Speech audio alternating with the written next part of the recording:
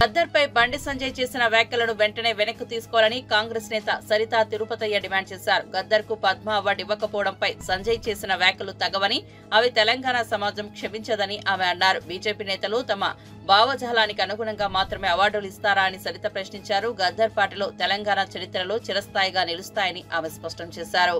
కేంద్ర మంత్రిగా వ్యవహరిస్తూ ఆయన దిగజారిన మాటలు ఏంటంటే, గద్దర్ అన్నకి మేము ఎందుకు అవార్డు ఇవ్వాలి, ఈరోజు పద్మశ్రీ అవార్డుకి ఆయన అర్హుడే కాదు అనే విధంగా కించపరుస్తూ మాట్లాడడం అనేది తెలంగాణ రాష్ట్ర ప్రజలందరూ కూడా ఈరోజు దాన్ని కోప్పడుతున్నారు. ఖచ్చితంగా గద్దర్ అన్న ఈరోజు వెనుకబడ్డ జాతులే కాదు, పేదల పెన్నిదిగా అందరి మనసులో నిండిపోయిన మనిషి. ఈరోజు మన మధ్యలో లేకపోవచ్చు, కానీ ప్రతి గ్రామంలో ప్రతి పడుచు పిల్లలు, చిన్న వయసున్న పిల్లల నుంచి కూడా ముసలోళ్ళ వరకు గద్దర్ అన్న అంటే ఎవరో తెలుసు. ఆయన కవిత్వం కావచ్చు, ఆయన పేదల కోసం పాడిన పాటలు కావచ్చు, ఎన్నో విషయాలు ఉన్నాయి. కానీ ఆయన్ని కించపరుస్తూ మాట్లాడడం అనేది మేము అందరూ కూడా ఖండిస్తున్నాము. డెఫినెట్గా బండి సంజయ్ గారు ఇప్పుడు రాబోయే కాలంలో ఈటెల రాజేంద్ర గారిని రాష్ట్ర అధ్యక్షుడిగా నియమించబోతున్నారనే ఒకే ఒక ఫ్రస్ట్రేషన్లో ఈరోజు ఈ మాటలు మాట్లాడుతున్నారు. ఇది తెలంగాణ రాష్ట్ర ప్రజలందరూ కూడా గమనిస్తున్నారు. మీరు ఒకసారి ఆలోచించాల్సిన అవసరం ఉంది. ఈరోజు పద్మశ్రీ అవార్డు అంటే ఒక బీజేపీ పార్టీకి పనిచేసిన వాళ్ళకో, లేకపోతే పార్టీ కండువా కప్పుకున్న వాళ్ళకో, జెండా మోసిన వాళ్ళకో కాదు, గౌరవ స్థానంలో ఉన్న గౌరవ వ్యక్తులకి ఇచ్చే అవార్డుగా ఈరోజు పద్మశ్రీ అవార్డు ఉంది. అది ఓన్లీ పార్టీకి సంబంధించింది కాదు, కేంద్ర ప్రభుత్వం ఇచ్చే ఒక గుర్తింపు. అది మీరు గ్రహించుకోకుండా మా పార్టీకి పనిచేసిండ్రా, వాళ్ళ భావజాలాలు వేరే అని మాట్లాడి వైఎస్ జగన్ తన 5 ఏళ్ల పాలనలో 31 లక్షల పేదలకు ఇళ్ల పట్టాలు పంపిణీ చేస్తే చంద్రబాబు తన సుదీర్ఘ రాజకీయ జీవితంలో ఏనాడు పేదలకు ఇంటి కోసం సెంటు స్థలం కూడా కేటాయించిన పాపాన పోలేదని వైఎస్ఆర్సీపీ యోజన విభాగం రాష్ట్ర అధ్యక్షుడు మాజీ ఎమ్మెల్యే జక్కంపూడి రాజా ఆగ్రహం వ్యక్తం చేశారు. తమ ప్రభుత్వ హయాంలో 72,000 ఎకరాలు సేకరించి వాటిలో 17,000 కాలనీలో పూర్తి మౌలిక వసతులతో ఇళ్ల నిర్మాణం చేపట్టామని, అందుకోసం ఏకంగా 1.27 లక్షల కోట్లు ఖర్చు చేశామని వెల్లడించారు. తమ హయాంలో పేదలకు ఇళ్ల స్థలాలు ఇచ్చి సంపద సృష్టిస్తే దాన్ని చంద్రబాబు తన ఘనతగా చెప్పుకోవడం విడ్డూరమని రాజమహేంద్రవరంలో మీడియాతో మాట్లాడిన జక్కంపూడి రాజా ఆక్షేపించారు. గ్రావెల్ రోడ్లు వేశాం, సహజంగా ఇళ్ల పట్టాలు ఇచ్చిన తర్వాత కూడా పేదలు అక్కడ ఇల్లు కట్టుకునేంత స్తోమత లేక పట్టా తీసుకున్న తర్వాత కూడా వాటిని తీసుకెళ్లి బీరువాలో పెట్టుకునే కార్యక్రమం చేస్తారు. ఎందుకు అనంటే, కరెంటు కావాలి అనంటే ఎక్కడి నుంచో ఎలక్ట్రికల్ సర్వీస్ తీసుకోవాలి. కట్టుకునేవాడు ఒకటో ఇద్దరో ముందు మొదలు పెడితే ఆ ఒక్కరు అప్లికేషన్ పెట్టంగానే ఏపీఈపీడీసీఎల్లో లేకపోతే కన్సర్న్ ఏ ఎలక్ట్రికల్ డిపార్ట్మెంట్స్ డిస్కమ్లు ఎవరైతే ఎస్టిమేట్లు ఇస్తారో లక్షల్లో ఆ ఎస్టిమేట్లు ఇచ్చేటటువంటి కార్యక్రమం జరుగుతుంది. నిజంగానే అన్ని లక్షల రూపాయలు కట్టుకునే స్తోమత ఉంటే వాళ్ళెందుకు ఆ పట్టా తీసుకునే కార్యక్రమం జరుగుతుంది. ఒక ఇల్లు కట్టాలంటే నీరు అనేటువంటిది అవసరం. అక్కడ చుట్టుపక్కల ఎక్కడా కూడా నీళ్లు కనిపించవు. వాళ్ళు సొంతంగా బోర్ వేసుకోవాలి అని అంటే 2 లక్షలు అవుతుందో 3 లక్షలు అవుతుందో ఖర్చు అవుతుందో తెలియనటువంటి పరిస్థితి. దాన్ని తట్టుకునే పరిస్థితి లేక ఆ పట్టాన్ని తీసుకెళ్ళి ఇంట్లోనే భద్రంగా బీరువాలో దాచుకునే కార్యక్రమం చేసేవారు. ఈవేళ అటువంటి పరిస్థితి లేకుండా ఎలక్ట్రిఫికేషన్ని కూడా పూర్తిగా స్తంభాలేసి వాటికి వైర్లను కూడా లాగి ఉచితంగా ఎలక్ట్రికల్ మీటర్ని కూడా ఇచ్చేటటువంటి కార్యక్రమం కూడా జరిగింది.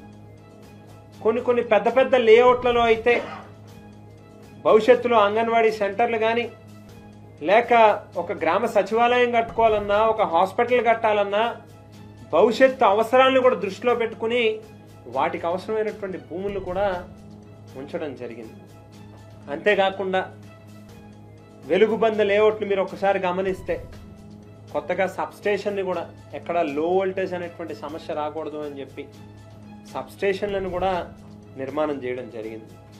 ఒక ప్రైవేట్ రియల్ ఎస్టేట్ వ్యాపారస్తుడు ఏ రకంగా అయితే తన ప్లాట్లను అందంగా తీర్చిదిద్దుకుని బయటకు అమ్ముకునే కార్యక్రమం చేస్తాడు, ఈవేళ పేదలకు ఇచ్చేటటువంటి భూములను కూడా అంతే అందంగా, అంతే సౌకర్యవంతంగా వాటిని తీర్చిదిద్ది స్కాట్లాండ్ పై అండర్-19 టీమిండియా విజయంలో తెలంగాణ క్రికెటర్ గొంగడి త్రిష కీలక పాత్ర పోషించింది. భద్రాచలం ప్రాంతానికి చెందిన త్రిష తన మొదటి సెంచరీతో అద్భుతమైన ఆల్రౌండ్ ప్రదర్శన చేసింది. దీనిపై సీఎం రేవంత్ రెడ్డి ఆమెను ప్రశంసిస్తూ దేశ సత్తా చాటిన తెలంగాణ బిడ్డగా అభినందించారు.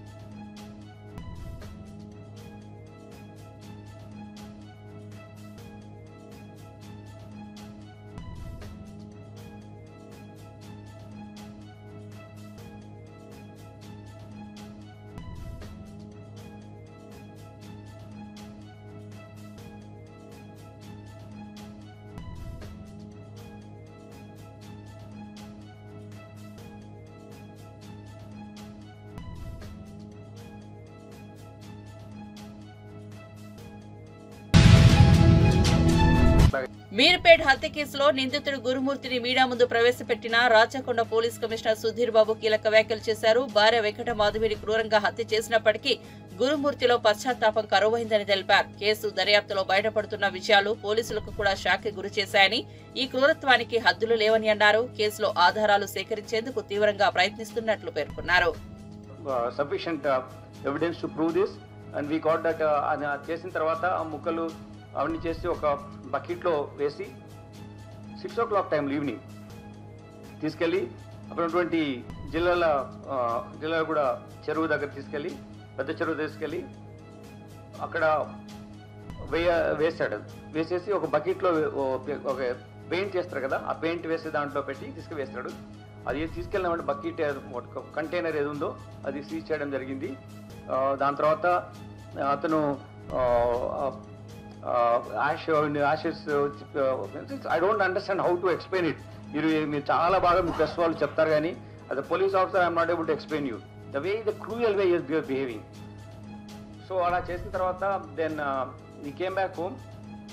మళ్ళీ మొత్తం అంతా పొద్దు నుంచి కడిగినట్టుగానే మళ్ళీ కడిగి వాసన రాకుండా చూసి మళ్ళీ వెళ్ళి పిల్లల్ని తీసుకొని వచ్చాడు. అంటే చూడండి అతని మనస్తత్వం. తీసుకొచ్చి మదర్ ఎక్కడ ఉందంటే ఇట్లా బయటికి వెళ్ళింది అని చెప్పేసి ఈమె మీద లేనిపోని విధంగా చెప్పి పిల్లల్ని ఏదో చేసి పడుకోబెట్టి మెయిన్ బెడ్రూమ్ ఏదైతే అతను చేసినాడో ఉన్నాయో అది మాత్రము వెళ్లకుండా యాక్సెస్ కంట్రోల్ పెట్టి లాక్ చేసి పెట్టి బయటనే ఉండి అట్లా 2 days గడిపాడు. దాని తర్వాత వాళ్ళ పేరెంట్స్ వచ్చి అడగడము, తర్వాత విధి లేని పరిస్థితిలో మిస్సింగ్ కేసు మిస్ అయింది నాకు తెలియదు అని చెప్పడం మూలంగా వాళ్ళ మదర్ వచ్చి మనకు కంప్లైంట్ చేయడం, ఆ కంప్లైంట్ ద్వారా మనం ఇన్వెస్టిగేట్ చేయడం మొదలుపెట్టాం. ఇన్వెస్టిగేషన్ చేసినప్పటి నుంచి ఈ మేము తీసుకున్న స్టెప్స్ వల్ల చాలా వెరీ క్రెడిబుల్ అడ్మిసిబుల్ ఎవిడెన్స్ మేము కలెక్ట్ చేయగలిగాం. అతన్ని మేము తీసుకొచ్చినప్పుడు మేము క్వశ్చన్ చేస్తున్నప్పుడు ఈ ఎక్స్ట్రా జ్యుడిషియల్ కన్ఫెషన్ ఏదైతే వాళ్ళ మేనమామకు చేసినటువంటి కన్ఫెషన్ ద్వారా ఎన్నో ఇన్ఫర్మేషన్ ద్వారా మనం చేస్తున్నప్పుడు ఫస్ట్ అతను చాలా ప్లాన్డ్గా తీసుకెళ్ళి అక్కడ ఒక డంప్ ఉంటుంది అనమాట. ఇది మనం జనరల్గా తీసుకెళ్ళిపోయి వేస్ట్ అక్కడ పడేస్తాం కదా, అటువంటి ప్లేస్ ఒకటి ఉంది చెరువు దగ్గర కట్ట పక్కన అట్లా.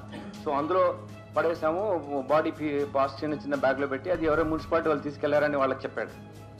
అది యాక్చువల్లీ అది కాదు, ఆయన మళ్ళీ తీసుకెళ్లి నీళ్ళలో కలిపడమే కరెక్ట్. అట్లా ఎట్లా చెప్పేసేసి మున్సిపాలిటీ తీసుకెళ్ళిపోయారు అని చెప్పి మిస్లీడ్ చేయడానికి కూడా ట్రై చేస్తాడు. చాలా విధాలుగా అతను పోలీసును మిస్లీడ్ చేయడం కానీ ఈవెంట్ చేయడం చేస్తాడు. నెల్లూరు జిల్లా వైఎస్ఆర్సీపీ అధ్యక్షులు కాకాని గోవర్ధన్ రెడ్డి చంద్రబాబుపై తీవ్ర స్థాయిలో వ్యాఖ్యలు చేశారు. ఆయన చంద్రబాబు ప్రజలకు అనేక హామీలిచ్చి అధికారంలోకి వచ్చి వాటిని నెరవేర్చలేకపోయారని తెలిపారు. వైఎస్ జగన్ అధికారంలోకి వచ్చేసరికి 5,000 కోట్ల ఖజానాలో ఉంచారని, చంద్రబాబు అధికారంలో వచ్చినప్పుడు 100 కోట్లు మాత్రమే ఉన్నట్లు పేర్కొన్నారు. ప్రజలకి అరచేతిలో వైకుంఠం చూపించి అనేక రకాలైనటువంటి హామీలు ఇచ్చి ఆ హామీలన్నింటినీ నేను అమలు చేస్తానని చెప్పి ఒక కనికట్టు చేసి మాయ కల్పించి మాటల మరాఠీగా పేరుగాంచినటువంటి చంద్రబాబు నాయుడు గారు ద గ్రేట్ మోసగాడి కింద ఆ ముసుగు మొత్తం తీసివేయడం జరిగింది. నిన్నటితో స్పష్టంగా చెప్పేశాడు, హామీలు నెరవేర్చలేము, పథకాలు అమలు చేయలేము, ఇవ్వలేమని చెప్పి నిస్సిగ్గుగా ఏమాత్రం లేకుండా రాష్ట్ర సచివాలయాన్ని వేదికగా చేసుకుని అక్కడే ఈ మాటలన్నీ కూడా వదిలివేయడం జరిగింది. ఏమాత్రం సంకోచం లేదు మనిషిలో. నింపాదిగా నిర్భయంగా అధికారంలోకి రావాలనుకున్నాం. అధికారం ప్రజలు ఇచ్చేశారు. ఇక వీళ్ళకి ఇచ్చినా ఇవ్వకపోయినా 5 సంవత్సరాలు నేను పరిపాలిస్తా, మరో 4 సంవత్సరాలు నా ఏలుబడిలో ఆంధ్ర రాష్ట్రం ఉంటుంది, కాబట్టి ఇవ్వాల్సినటువంటి అవసరమే లేదన్నట్టుగా తను చెప్పినటువంటి దాన్ని వక్రీకరిస్తూ రకరకాలుగా మాయమాటలు చెప్పి ఈరోజు జగన్మోహన్ రెడ్డి గారు చెప్పినటువంటి విషయాలు ఏదైతే ఉండవో చంద్రబాబు నాయుడు గురించి అవన్నీ వాస్తవం, నిజమైనటువంటి విధంగా ఈరోజు నిర్ధారించాడు, నిరూపించాడు. చంద్రబాబు నాయుడు గురించి జగన్మోహన్ రెడ్డి గారు పదే పదే చెప్పాడు ఎన్నికల్లో. చంద్రబాబు నాయుడిని నమ్మడం అంటే చంద్రముఖిని మళ్ళీ తట్టి లేపడమే, పులి నోట్లో తల పెట్టడమే. కాబట్టి జాగ్రత్తగా ఉండండి. చంద్రబాబు నాయుడు చెప్పేటువంటి హామీలు 2014లో అమలు చేయలేదు, గుర్తు తెచ్చుకోండి, మరలా అది 2024లో పునరావృతం అవుతుందని చెప్పి ఆయన పదే పదే చెప్పడం జరిగింది. జగన్మోహన్ రెడ్డి గారు చెప్పినటువంటి హామీలని ఈరోజు ప్రజలు మాట్లాడుకుంటున్నారు. చెప్పినటువంటి హామీలని ఆ రోజు చంద్రబాబు నాయుడు గారు కేవలం ఖజానాలో 100 కోట్ల రూపాయలు ఇస్తే ఆనాటి ఆర్థిక శాఖ మంత్రిగా ఉన్నటువంటి వ్యక్తి 100 కోట్ల రూపాయలు మాత్రం ఉన్నాయి, జగన్మోహన్ రెడ్డి గారు ఏ హామీలు అమలు చేయలేడని చెప్పి ప్రకటించిన తర్వాత కూడా జగన్మోహన్ రెడ్డి గారు ఎన్నికలకు ముందు ఇచ్చినటువంటి అన్ని హామీలను నిలబెట్టుకుంటూ దాదాపు 99% హామీలని అమలు చేసినటువంటి ఘనత. ఈరోజు అదేవిధంగా ఆలోచన చేస్తే చంద్రబాబు నాయుడు అనేక రకాలైనటువంటి హామీలు ఇచ్చాడు. 5,000 కోట్ల రూపాయలు జగన్మోహన్ రెడ్డి గారు దిగిపోయేటప్పటికి చంద్రబాబు నాయుడు గద్దెనెక్కేదానికి ఖజానాలో ఉన్నాయి. 100 కోట్లు గతంలో చంద్రబాబు నాయుడు వదిలి వెళితే జగన్మోహన్ రెడ్డి గారు 5,000 కోట్ల రూపాయలు చంద్రబాబు నాయుడు గారికి అప్పగించి వెళ్ళాడు. పద్మ అవార్డుల ఎంపిక సందర్భంగా గద్దర్పై కేంద్ర మంత్రి బండి సంజయ్ చేసిన వ్యాఖ్యలను గద్దర్ కుమార్తె గుమ్మడి వి వెన్నెల తీవ్రంగా ఖండించారు. తెలంగాణ సాంస్కృతిక సారథి చైర్పర్సన్ గా మాట్లాడిన వెన్నెల గద్దర్ వ్యక్తిత్వాన్ని అవమానపరచడం అనాగకరమని వ్యాఖ్యానించారు. గద్దర్ తన జీవితాన్ని పదవులకో డబ్బులకో కాదు ప్రజల సేవ కోసం అంకితం చేశారని గుర్తు చేశారు. శరీరంలో బుల్లెట్లున్నప్పటికీ ఆయన ప్రజల కోసం పోరాడారని, ఆయన స్థాయిని ఎవరూ తగ్గించలేరని వెన్నెల స్పష్టం చేశారు. బండి సంజయ్ వ్యాఖ్యలపై ఆమె గద్దర్ స్థాయిని అవార్డులు నిర్ణయించవు అంటూ మండిపడ్డారు. పద్మ అవార్డులు కేంద్ర ప్రభుత్వం లేదా బీజేపీ పార్టీకి సంబంధించినవి ఇచ్చేవి కాకుండా దేశానికి సేవలందించిన వారికే ఇవ్వాలని పేర్కొన్నారు. కేంద్రం ప్రజల ముందుకు రావాలని, ఈ విషయంలో సమాధానం ఇవ్వాలని డిమాండ్ చేశారు. మా పెద్దలు, మా కుటుంబ సభ్యులు బండారు దత్తాత్రేయ గారు తప్ప, మా కిషన్, మా లక్ష్మణ్ అన్న గారు తప్ప మీరు ఫస్ట్ మీ పార్టీలో ఉన్న పెద్దలని అడిగి పరిశీలించి మీరు మాట్లాడేది కరెక్టా లేదా అని మా లాంటి చిన్న పిల్లలకు చెప్పాల్సిందిగా కోరుతున్నాను.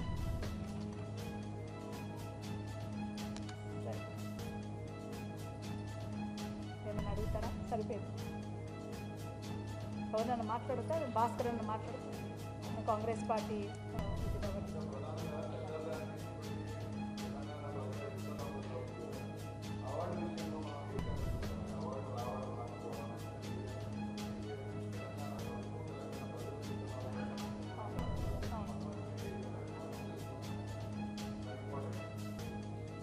అంటే ఇక్కడ మామూలుగా చూస్తే గద్దరానికి ఏ అవార్డు ఇచ్చినా తక్కువే ఒక సామాన్య ప్రజల. కానీ మన రాష్ట్ర ప్రభుత్వము నంది అవార్డులు ప్రకటిస్తూ రాష్ట్రంలో గౌరవం దక్కింది. తెలంగాణ కోసం త్యాగాలు చేసిన తొలి దశ మలి దశ గద్దరన్నతో పాటు మన అందశ్రీ గారు కానీ, గోరెంటి వెంకన్న గారు కానీ, జయదీర్ తిరుమల అన్న గారు, ప్రెస్లో జయదీర్ తిరుమల అన్న కానీ వాళ్ళు ఎందుకు గౌరవించుకోవాలి? అది దేశంలో కూడా గౌరవిస్తే మన రాష్ట్ర ప్రజలకు, రానున్న తరానికి, యూత్కి ఒక స్ఫూర్తిదాయకం ఉంటుంది. అది ఇప్పుడు చెడుతో బట్టి, టెక్నాలజీ పరంగా చెడుతో బట్టి వ్యసనాల గురవుతున్న వాళ్ళకు ఇలాంటి అవార్డ్స్ వస్తే వాళ్ళు ఇన్స్పైరింగ్గా అవుతారనే ఉద్దేశంలో మన కాంగ్రెస్ పార్టీ, మన హక్కు అది. అవార్డు అనేది మన హక్కు, మనం కష్టపడ్డ మన హక్కు. అది దేశంలో కూడా మనకు రావాలి అనే ఒక గౌరవం దక్కాలనే తపనతో మన కాంగ్రెస్ పార్టీ రిప్రజెంటేషన్ ఇవ్వడం జరిగింది. దాంట్లో తప్పేం లేదనుకుంటున్నాను. అది మన ప్రభుత్వం రిప్రజెంట్ చేస్తున్నాం.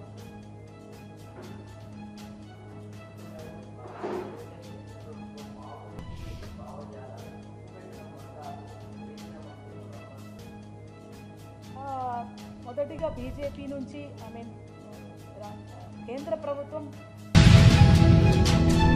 కడప ఎంపీ వైఎస్ అవినాష్ రెడ్డి చంద్రబాబుపై తీవ్ర వ్యాఖ్యలు చేశారు. 2019లో వైఎస్ జగన్ ప్రభుత్వాన్ని ఏర్పరచుకున్నప్పుడు ఖజానాలో 100 కోట్లు మాత్రమే ఉన్నప్పటికీ పథకాలను అంగీకరించి అమలు చేసిన జగన్ పాలనను ప్రశంసించారు. చంద్రబాబు 2019 ఎన్నికల హామీలను అమలు చేయలేనని స్పష్టం చేయడాన్ని విమర్శించారు.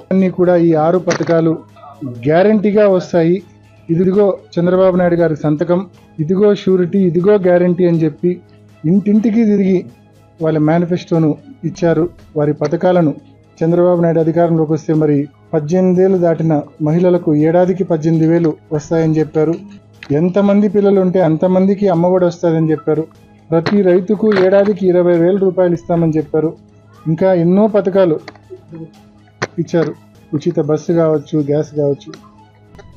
మరి ఈరోజు బాబు షూరిటీ భవిష్యత్తు గ్యారంటీ పైన చంద్రబాబు నాయుడు గారు నిన్న బాబు గారి క్లారిటీ ఇచ్చారు.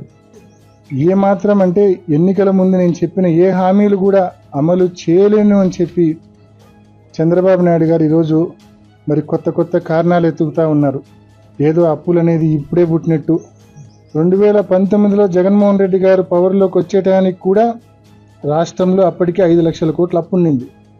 చంద్రబాబు నాయుడు గారు చేసిన అప్పు పైపెచ్చు ఆనాడు బడ్జెట్లో జగన్మోహన్ రెడ్డి గారు ప్రమాణ స్వీకారం చేసి నాటికి ఉన్నింది కేవలం 100 కోట్ల రూపాయలు మాత్రమే ఆ రోజు ఖజానాలో ఉన్నింది. మరి ఆ పరిస్థితుల్లో పవర్లోకి వచ్చిన జగన్మోహన్ రెడ్డి గారు 5 సంవత్సరాల్లో మధ్యలో 2 సంవత్సరాలు కోవిడ్తో రాష్ట్ర ప్రభుత్వానికి రాబడి రాకపోయినా ఎన్ని ఇబ్బందులున్నా ఇచ్చిన ప్రతి వాగ్దానాన్ని అమలు చేసినారు. వైఎస్ఆర్ ఆసరా ఇచ్చారు, చేయూత ఇచ్చారు, అమ్మఒడి ఇచ్చారు. కోవిడ్ వచ్చిందని చెప్పి కారణాలు చెప్పలేదు.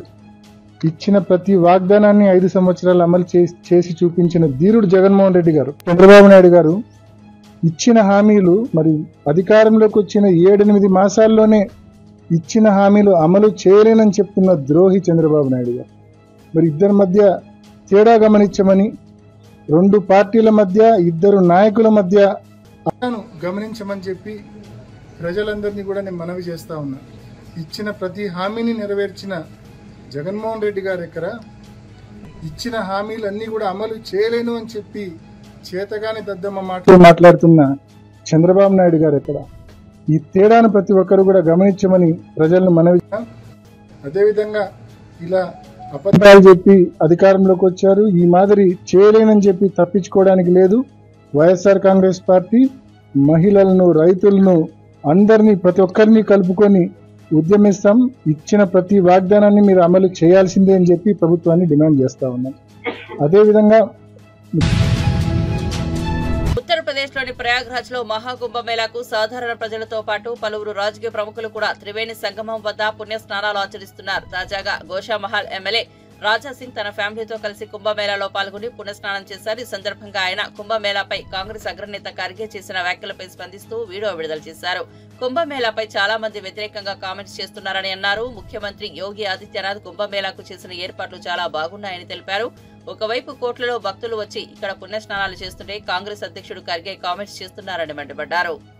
144 years తర్వాత చాలా మంది వేరే వేరే విధంగా కామెంట్లు చేస్తున్నారు.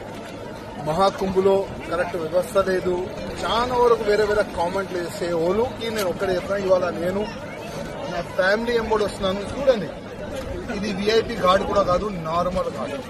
అంటే నార్మల్ ప్రజలు ఎక్కడ స్నానం చేస్తారు అదే ప్లేస్ లో నేను ఇవాళ ఉన్నాను. చాలా మంచి వ్యవస్థ యోగి ఆదిత్యనాథ్ గారు, ఉత్తరప్రదేశ్ ముఖ్యమంత్రి గారు చేస్తున్నారు. Crores of people, crores of హిందువులు వచ్చి ఇక్కడ స్నానం కూడా చేసుకుంటున్నారు. ఒక్క సైడు హిందువులు మేము ఈ పవిత్రమైన మహాకుంభలో వెళ్ళాలి, స్నానం చేసుకోవాలని ఒక మంచి ఆలోచన పెట్టుకొని ఇక్కడ హిందువులు వస్తున్నారు. ఇంకోవైపు కాంగ్రెస్ అధ్యక్షుడు ఖడ్గే గారు ఇంకోటి ఆయన ఏ విధంగా కామెంట్ చేస్తుందంటే మీరందరూ చూసినారు. స్నానం చేస్తే భోజనం వస్తుందా అంటే ఈ మహాకుంభకి భోజనంకి ఏం సంబంధం? అట్లాంటి సంబంధం ఏదైనా ఉందా? నేను కాంగ్రెస్ అధికారులకి, రాహుల్ గాంధీకి, సోనియా గాంధీకి, అదేవిధంగా ఖడ్గే గారికి అడుగుతున్నా, మీరు ప్రతి దాంట్లో రాజకీయం అంటే జనాలు అంటారు, అరే ఈ చేత గాని కాంగ్రెస్ వాళ్ళు వేరే సబ్జెక్ట్ లేదు, ఈ మహాకుంభ పైన వీళ్ళు కామెంట్ చేస్తున్నారని కాంగ్రెస్ వాళ్ళ పైన నవ్వుతున్నారు. అదేవిధంగా కాంగ్రెస్ పార్టీకి ఎట్లాంటి ప్రెసిడెంట్ వచ్చిండు, బుద్ధి లేని ప్రెసిడెంట్ వచ్చిందని కూడా జనాలు నవ్వుతున్నారు. ఖడ్గే గారు, మీరు స్నానం చేస్తారా లేదా తెలియదు, రాహుల్ గాంధీ స్నానం చేస్తారా తెలియదు, సోనియా గాంధీ ఇక్కడ వచ్చి స్నానం చేస్తారా అది కూడా తెలియదు. కానీ హిందూ మనోభావాలకి దెబ్బతీసేటువంటి మాటలు చెప్పకండి. లేకపోతే వచ్చే సమయంలో ఎక్కడైనా రాజకీయం జరిగితే, ఎక్కడైనా ఎలక్షన్ జరిగితే కాంగ్రెస్ ముక్త్ ఆల్రెడీ భారత్ అయిపోయింది.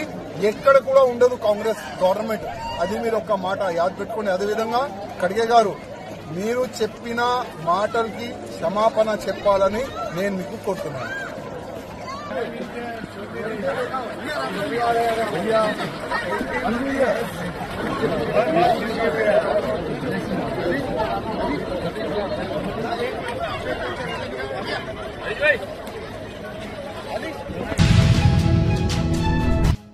వైఎస్ఆర్సీపీ నేత పోతిన మహేష్ దావోస్ లో చంద్రబాబుపై తీవ్ర విమర్శలు చేశారు. పారిశ్రామికవేత్తలు ఆయనను చూసి పారిపోయారని, సినిమాకారుల సహాయంతో పారిశ్రామికవేత్తలను వేధించి దొంగ కేసులు పెట్టినట్లు ఆరోపించారు. మిట్టల్ ఏపీ ముఖం చూడడం లేదని, ఇతర రాష్ట్రాల ముఖ్యమంత్రులతో మాత్రమే ఫోటోలు దిగిన చంద్రబాబుపై విమర్శలు వ్యక్తం చేశారు. అన్నారు కనీసం ఒక్కటంటే ఒక్క శాశ్వత నిర్మాణం అన్నది చేసి మీరు ఎక్కడైనా బ్రాండ్ ఇమేజ్ పెంచారా? అమరావతిలో అభివృద్ధి ఎంతవరకు చేశారు?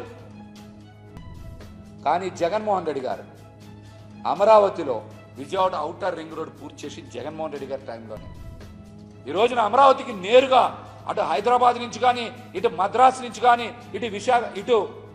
ఇటు విశాఖపట్నం వైపు నుంచి కానీ వచ్చే అన్నీ కూడా అమరావతిలోకి వెళ్తున్నాయంటే విజయవాడ వెస్ట్ బైపాస్ పూర్తి చేయడం వల్లనే కదా. అది జగన్మోహన్ రెడ్డి గారే కదా చేసింది. అమరావతిలో టీటీడీ సహకారంతో వెంకన్న స్వామి ఆలయం కూడా కట్టింది జగన్మోహన్ రెడ్డి గారే కదా. మీరు ఏం చేశారు చెప్పండి?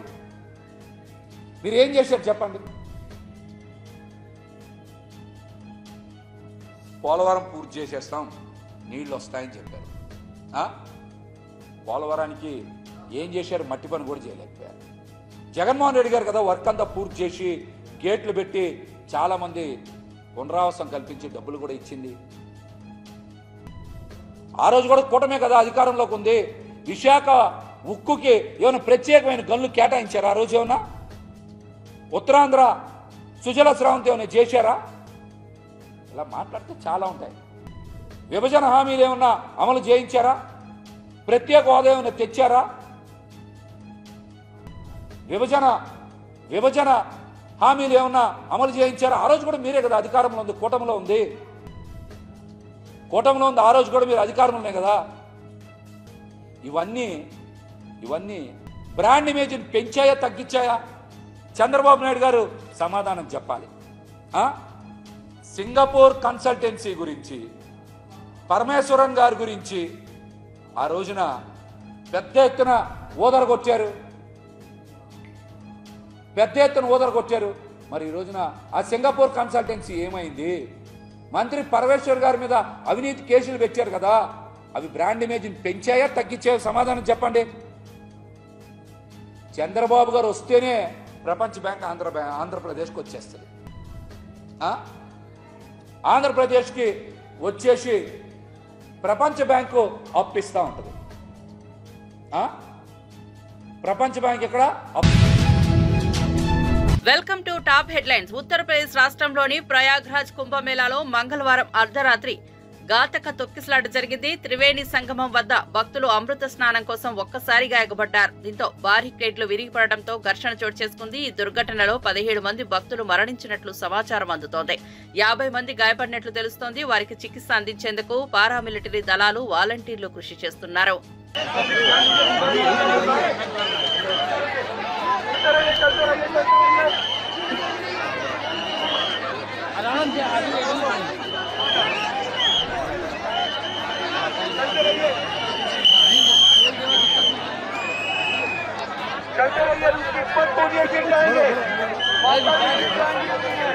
रास्ते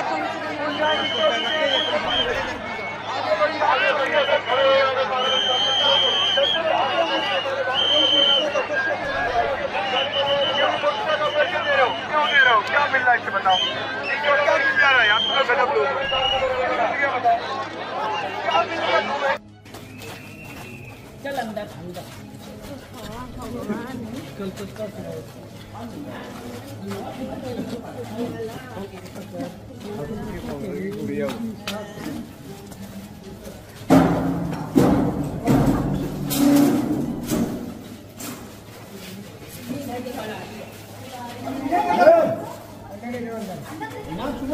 हाथ